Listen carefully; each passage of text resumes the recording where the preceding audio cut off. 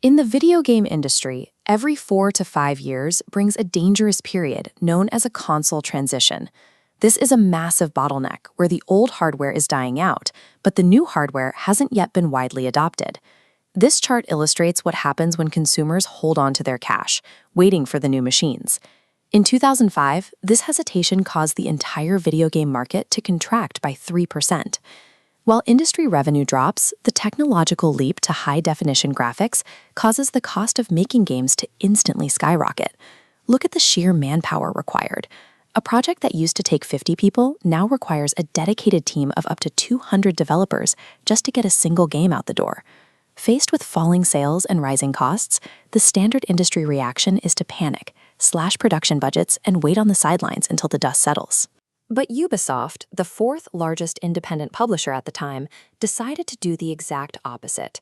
Recognizing a financial threat is just common business practice, but actively choosing to lean into that risk during a massive market vacuum is what separates companies that merely survive from those that end up dominating the next cycle. Instead of retreating, Ubisoft launched an aggressive counter-strategy, spending heavily to build up their infrastructure while their competitors scaled back. We can see the scale of this financial risk in their development expenses, which spiked by an unheard-of 37%.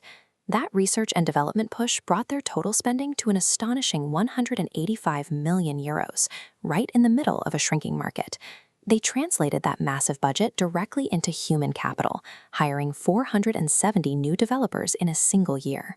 This created a sprawling creative force of 2,800 people operating across 14 distinct studios, making Ubisoft the second largest in-house production team on the planet.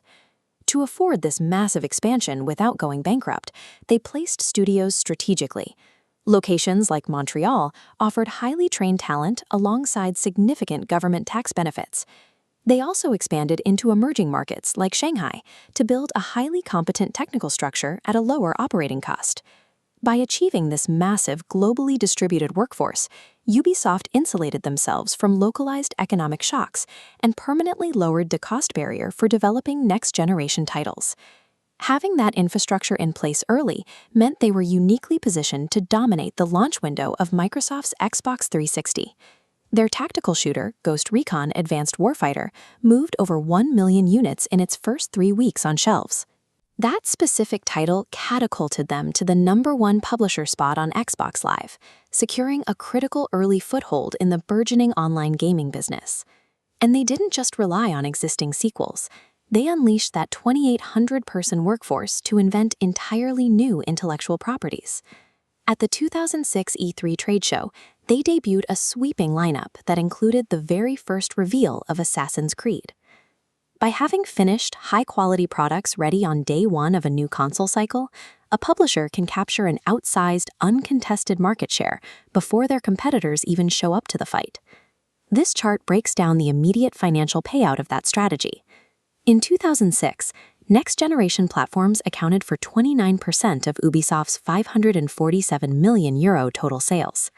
To put that in perspective, that slice of next-gen revenue was double that of their main competitors. But the true consequence of this era becomes clear when we fast forward to the present day.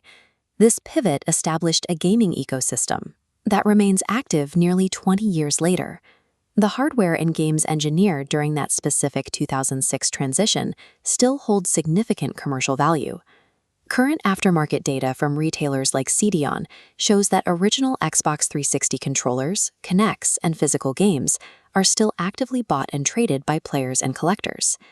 The active trade of these 2006-era titles confirms that the software produced during this transition has retained its commercial relevance far longer than previous console generations. By treating a volatile market transition as a massive investment opportunity, Ubisoft engineered a portfolio of entertainment that was, quite literally,